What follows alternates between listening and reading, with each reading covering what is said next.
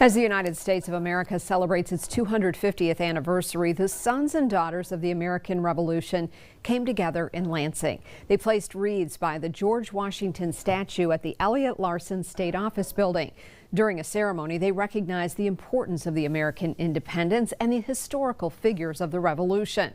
One speaker said it was meaningful to meet in the state's capital city.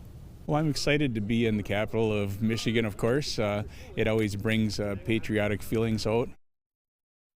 4 wreaths were placed at each of the 4 corners of the statue. The Meridian Community Band played the national anthem and other patriotic songs at the event.